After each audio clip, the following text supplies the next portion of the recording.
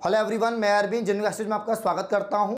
ये वीडियो सभी BSc student के लिए होने वाली है जो भी फर्स्ट ईयर में है, सेकंड ईयर में है, फाइनल ईयर में है, एग्जामिनेशन 2021-22 सेशन की प्रिपरेशन कर रहे हैं। तो यहाँ पर कुछ प्रिपरेशन टिप्स मैं आपको देने वाला हूँ, क्योंकि आपकी जो एग्जाम है उसका ज़्यादा समय बचा हुआ नहीं है, लगभग 1 या 1.5 महीना आपके पास में है। तो कुछ पॉइंट मैं आपको बताने वाला हूँ जिनका ध्यान रखेंगे तो आपकी परसेंटेज काफ़ी अच्छी बनने वाली है। तो इस वीडियो को आपको एंड तक देखना है। जिसने अब तक चैनल को सब्सक्राइब नहीं किया गाइस, वो चैनल को सब्सक्राइब करें, बेल आइकन को प्रेस करें, इससे आने वाली सभी वीडियो का नोटिफिकेशन आप तक पहुंच जाए। आइए वीडियो को स्टार्ट करते हैं। तो आप सभी को पता है कि आपकी जो बीएससी की एग्जाम है, चाहे वो राजस्थान विश्वविद्यालय की हो, शेखावाटी विश्वविद्यालय की हो या अन्य किसी विश्वविद्यालय की हो, यहाँ पर आपकी जो बीएससी एग्जाम है वो अप्रैल और मई महीने के अंदर स्टार्ट होने वाली है। तो लगभग आपके पास में जो राजस्थान विश्वविद्यालय का जो एग्जाम कैलेंडर जारी हुआ था उसके अनुसार तो 25 मार्च को ही आपकी एग्जाम स्टार्ट हो रही है। तो लगभग अप्रोक्सीमेटली अगर हम देखें तो 1 या 1.5 महीना आपके पास में है, और इस आखिरी 1 या 1.5 महीने में आप कैसे प्रिपरेशन करें कि आपकी एक अच्छी परसेंटेज बन जाए, क्योंकि बीएससी अपने आप में काफी बड़ा कोर्स है, काफी ज्यादा सिलेबस है इसका, बच्चे बहुत ज्यादा इसके अंदर फेल भी होते हैं। तो इसका जो रिजल्ट रहता है वो काफी टफ रहता है, मतलब काफी बच्चे फेल भी हो जाते हैं, 50% बच्चे पास हो पाते हैं। तो इस वीडियो के अंदर मैं आपको कुछ टिप्स देने वाला हूं, एंड तक आपको इसको देखना। तो यहां पर पहली बात यह कि आपका जो सिलेबस है वो क्या है और सिलेबस के अनुसार आप पढ़ रहे हैं या नहीं पढ़ रहे। तो इसमें पहला पॉइंट जो आपका होने वाला है वो पॉइंट है स्मार्ट स्टडी। क्योंकि देखो भाई, सिलेबस बहुत बड़ा है, 5 यूनिट है, 5 यूनिट के अंदर जो है आपके बहुत सारे चैप्टर्स हैं, एक एक यूनिट में 2-2, 3-3, 4-4 चैप्टर्स हैं। उन सभी चैप्टर्स को आप पढ़ नहीं सकते हैं क्योंकि इतना समय आपके पास में नहीं है। तो अभी जो बचा हुआ समय है इसमें आप कैसे स्मार्ट स्टडी करें कि आपके एक अच्छे नंबर आ जाएं। तो यहाँ पर सबसे पहले हम एग्जाम पैटर्न को समझे। तो आप सभी को पता है, अगर केमिस्ट्री की बात करें तो आपके 5 यूनिट होती हैं, फिजिक्स की बात करें 4 यूनिट होती हैं, मैथमेटिक्स की बात करें तो आपके यहाँ पर भी 5 यूनिट होती हैं। इसके अलावा बॉटनी, जूलॉजी के अंदर आपके सेक्शंस होते हैं, तो इनमें सब चीज़ डिवाइडेड होती है। तो यहाँ पर मैं आपको बताना चाहूँगा, जैसे मान लीजिए केमिस्ट्री आपके पास में, केमिस्ट्री में 5 यूनिट है, प्रत्येक यूनिट के अंदर 2-2 क्वेश्चन आते हैं, टोटल 10 क्वेश्चन यहां पर आपको पेपर में मिलेंगे, और उनमें से आपको 5 क्वेश्चन करने हैं, यानी प्रत्येक यूनिट में से आपको 1 क्वेश्चन करना होगा।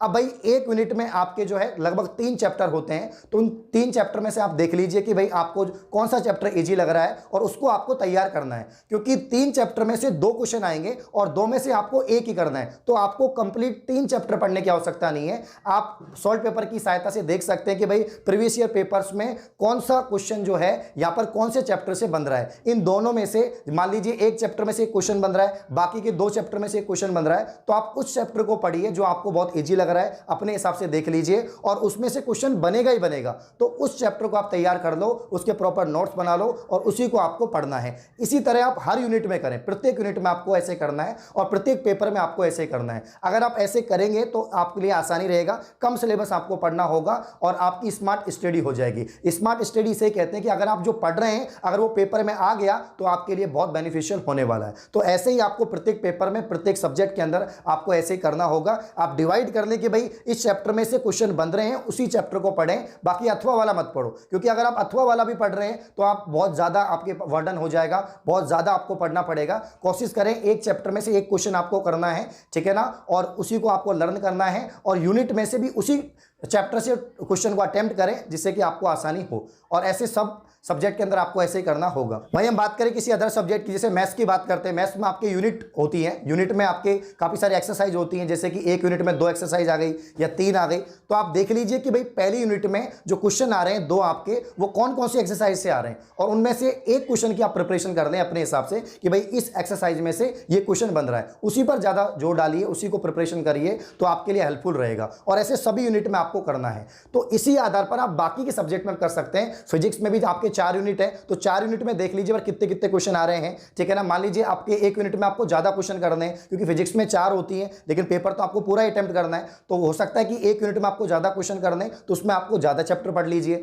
वहीं हम बात करें बॉटनी और जूलॉजी की, बॉटनी जूलॉजी में जो पहला क्वेश्चन होता है उसमें बहुत छोटे क्वेश्चन होते हैं, है ना, बहुत ज्यादा उसमें छोटे क्वेश्चन होते हैं, लगभग 12-13 छोटे क्वेश्चन आते हैं जो एक एक नंबर के होते हैं। उनको आपको कैसे याद करना है, तो आप जो अपने चैप्टर्स हैं देख लीजिए भाई किस चैप्टर में से छोटे क्वेश्चन बन रहे हैं, उस चैप्टर को आपको डिटेल में पढ़ना है। इसके अलावा सीरीज भी आती है, सीरीज से आप पढ़ सकते हैं क्योंकि उसमें छोटे क्वेश्चन बहुत ज्यादा होते हैं, या आपके चैप्टर्स के पीछे भी क्वेश्चन होते हैं, उन्हीं में से क्वेश्चन बन जाते हैं, तो क्वेश्चंस आप पढ़ सकते हैं। तो छोटे क्वेश्चन तो आसान है। इसके अलावा कोशिश करें कि बड़े क्वेश्चन ही करें, क्योंकि छोटे क्वेश्चन में क्या होता है कि आप प्रत्येक क्वेश्चन सही नहीं कर सकते। मान लीजिए आपके 12 में से 6 ही सही हुए हैं, 8 ही सही हुए हैं, तो आपके तो नंबर कट गए। लेकिन अगर आप बड़ा क्वेश्चन तैयार करते हैं तो आपकी कोशिश रहेगी वो सही कर पाएंगे आप, और आपके पूरे में में से पूरे नंबर आएंगे। तो कोशिश करें बड़े क्वेश्चंस को ही तैयार करें और आपको जो है एक सेक्शन में से लगभग 2 या 3 क्वेश्चन अटेम्प्ट करने होते हैं। अब काफी सारे बच्चे यहाँ पर ये भी बोल सकते हैं सर हमें तो कंप्लीट ही पढ़ना है, हमें तो पूरे ही चैप्टर पढ़ने हैं, सभी कुछ याद करना है। तो भाई क्यों करना है याद? आपको अथवा में जो सवाल आएगा उसको थोड़ी ना करना है, आपको एक यूनिट में से एक ही क्वेश्चन अटेम्प्ट करना है। तो कोशिश करो उसी के अनुसार पढ़ें कि भाई एक क्वेश्चन अटेम्प्ट हो जाए, पूरे में से पूरे नंबर आ जाए। अथवे वाले क्वेश्चन से हमें कोई मतलब यहाँ पर नहीं है और इतना पढ़ भी नहीं पाओगे क्योंकि इतना समय है भी नहीं आपको इतना समय मिला है। तो कोशिश करें, स्मार्ट वर्क करें, अच्छे से पढ़ें। अगला जो हमारा पॉइंट है वो पॉइंट है नोट्स। देखो नोट्स बहुत इंपॉर्टेंट होते हैं क्योंकि बीएससी के अंदर जो है सिलेबस बहुत बड़ा है, तो कोशिश यही करो कि नोट्स होने चाहिए। अगर आपने किसी टीचर से पढ़ा है ऑनलाइन ऑफलाइन, आपके पास में नोट्स हैं तो बहुत अच्छी बात है, फिर तो उन्हीं पर विश्वास करो और उन्हीं को पढ़ते रहिए।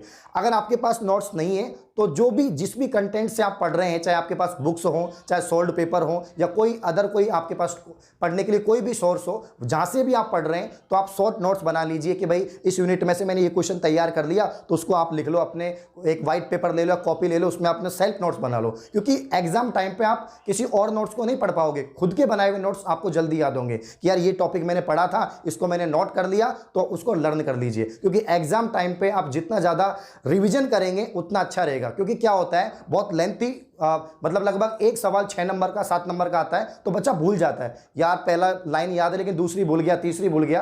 तो अगर आप लिख लिख के याद करेंगे तो आप भूलेंगे नहीं, ये बात ध्यान रखनी है। नोट्स का मतलब यही तो होता है, सेल्फ नोट्स बनाइए, खुद के नोट्स पर विश्वास करें और आप अपने मन से अगर अच्छा लिख के आएंगे तो आंसर्स भी आपको अच्छे मिलेंगे। क्योंकि राजस्थान विश्वविद्यालय या कोई भी विश्वविद्यालय हो, आपके जो थ्योरी के जो यहाँ पर पेपर होते हैं वो इसी आधार पर चेक किए जाते हैं कि आपने लिखा कैसा है, आपने कितने पेज भरे हैं, ये पैटर्न पर आपकी कॉपी चेक होती है। तो आपको अच्छा लिखना है, अच्छा अटेम्प्ट करना है, अच्छी हैंडराइटिंग में आपको लिखना है। तो आप बार बार प्रैक्टिस करेंगे, खुद से प्रैक्टिस करेंगे तो हैंडराइटिंग भी अच्छी होगी, प्रैक्टिस भी अच्छी होगी और आप जितना मांगा है उतना ही लिख पाओगे। ठीक है, तो नोट्स सेल्फ बनाइए और सेल्फ नहीं है किसी कोचिंग के है तो वो भी आप पढ़ सकते हैं। आइए हम नेक्स्ट टॉपिक पे बात करते हैं और ये है आपका सोल्ड पेपर। बहुत सारे बच्चे कमेंट करते हैं सर सोल्ड पेपर पढ़ के 70 बन जाएगी क्या, 80 बन जाएगी क्या, सर ये सफिशियंट है क्या, इसके अलावा कुछ और भी पढ़ना है क्या?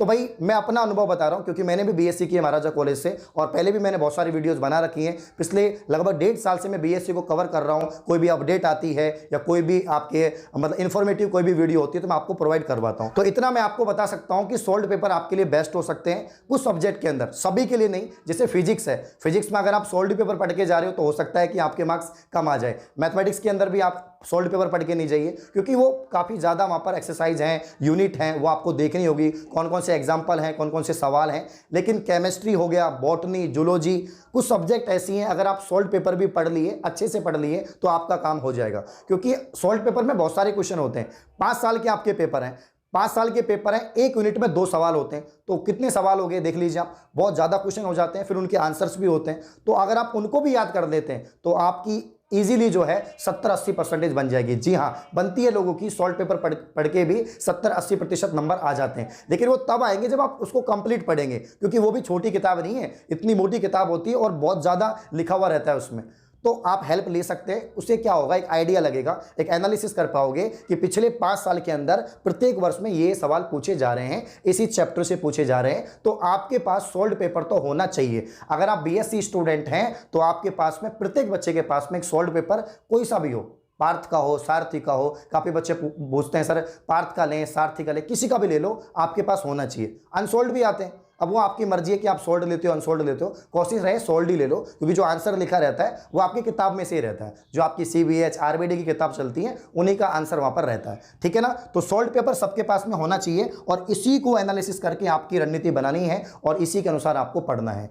लास्ट जो हमारा पॉइंट है वो है टाइम मैनेजमेंट। टाइम मैनेजमेंट तो ये बात है कि भाई अब सब कुछ छोड़ दो और बीएससी में लग जाओ क्योंकि समय आपके पास में बहुत कम है। अगर आप कोई कुछ और भी पढ़ रहे हो तो आप फोकस कर लो बीएससी पर, क्योंकि काफ़ी बच्चे स्पेशली जो फर्स्ट ईयर के हैं उनको बहुत ज़्यादा मेहनत करनी है। क्योंकि जब हम 12वीं पास करके फर्स्ट ईयर में जाते हैं, कॉलेज में जाते हैं, तो हमें पता नहीं रहता कि यार क्या पैटर्न है, कैसे पेपर आएगा। ठीक है ना, तो फर्स्ट ईयर वाले विद्यार्थियों को विशेष ध्यान देना है। बाकी सेकंड ईयर फाइनल ईयर वालों को थोड़ा सा आइडिया लग जाता है कि यार फर्स्ट ईयर में ऐसे पेपर आया था, सेकंड ईयर में ऐसा पेपर आया था, तो वो अटेम्प्ट करने में उसको आसानी होती है। तो अब ज़्यादा से ज़्यादा मेहनत करनी है, जितना ज़्यादा पढ़ सकते हो आपको पढ़ाई करनी है। तो ये कुछ पॉइंट है जो मैंने आपको बता दिए हैं, आपकी पढ़ाई के अंदर, आपकी प्रिपरेशन के अंदर काफ़ी हेल्पफुल साबित होंगे। तो आप लोग रेगुलर पढ़ते रहिए क्योंकि क्योंकि समय बहुत कम बचा है, तो जितना ज़्यादा पढ़ेंगे उतना ही अच्छा रहेगा आपके लिए और आपकी परसेंटेज भी काफ़ी अच्छी बनने वाली है। ठीक है, स्पेशली जो फाइनल ईयर में है वो ज़्यादा ध्यान दें, क्योंकि जितना ज़्यादा आपकी फाइनल ईयर में परसेंटेज बनेगी, आपकी जो एग्रीगेट परसेंटेज है वो भी अच्छी बनेगी, क्योंकि आगे जाके आपकी जो एग्रीगेट परसेंटेज है तीनों सालों के अंदर वो काम आती है। तो कुछ पॉइंट पे आपको ध्यान देना है